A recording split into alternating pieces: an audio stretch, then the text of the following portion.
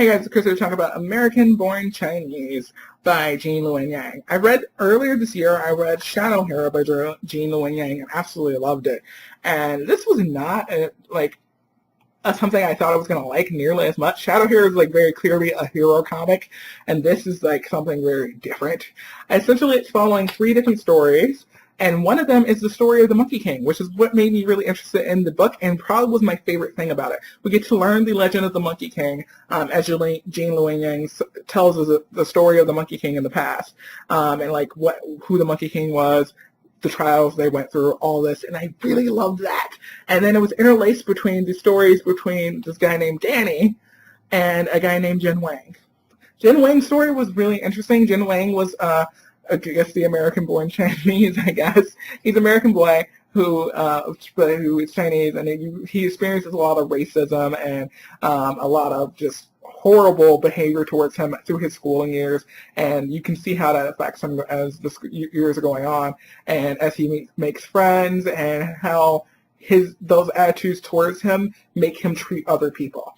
And it was really interesting. I really liked following Jin Wang throughout. I wasn't really sure why the Monkey King story was interlaced with his story, and I definitely wasn't sure why the Monkey King story was also interlaced with a guy named Danny. Danny's story was probably the only thing, as I was reading, Danny's story was just really frustrating. Danny just frustrated me a lot. I understood why Danny would be upset to some extent about some of the things that were happening in his story, but it's just his attitude and the way he said things that were just way overboard for me. Essentially, Danny has switched schools a lot of time. He's a young kid. He has blonde curly hair, and he has a cousin who is Chinese, and whenever he comes to visit, Danny blames his Chinese cousin for all these bad things happening to him, about things happening for him at school, people talking about him the way that they talked about his cousin, and all these sort of things. It was really something I didn't understand was why this story was interlaced with the other 3 for so long, but I was still enjoying reading the story so much, and reading the Monkey King story, and reading and hopping back to Jin Wang and going to Danny. Danny's chapters were definitely the weak points for me throughout the book, but generally, I gotta say, I loved it all overall. And in the end, there's this big moment near the end where I really came to understand why the 3 stories were interlaced the way they are, where you really come to think about the Monkey King story and what that message of the Monkey King story is, and then compare that to what Jin Wang and Danny go through. And it was such a really wonderful, poignant moment where I was kind of just sitting there with my mind kind of blown, and I just really liked it.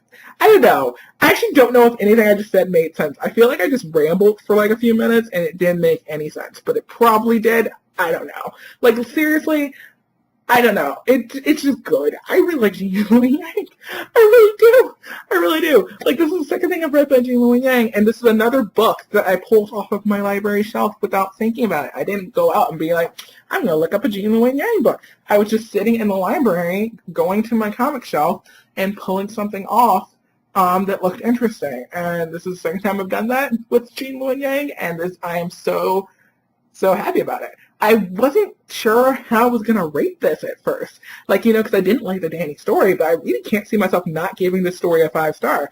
I like this more than Shadow Hero. Shadow Hero is great, but I like this more than Shadow Hero in the end, because I feel like the way everything connected, the way the Monkey King story felt like it tied things together in this really interesting way by the end, I could not see myself giving this less than a 5-star. It was something, it kind of blew me away. It blew me away in the end. The few things that it lacked for me didn't even matter, because by the end of this book, I was there for it. Well, by the end of this graphic novel, I guess? Yeah, graphic novel, let's go with that. I was just very blown away. So, yeah, I was there for it. I was so there for it. But yeah, I need to probably find more Luen Yang to read, because I was hesitant going into this because I didn't think I would like it nearly as much as Shadow Hero, and it surpassed my expectations. So I should probably just keep reading more Jean Luen Yang, to be honest. All right, yeah, that's gonna be it.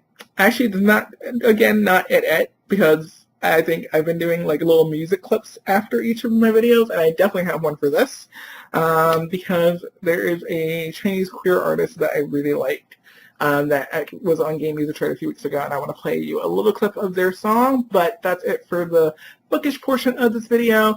I hope you guys liked it. If you did, you should press the like button down below and subscribe to my channel if you want to subscribe to the channel, because there will be more videos like this and other types of videos. And I will see you all in my next video. Bye, guys. 不要张开双眼猜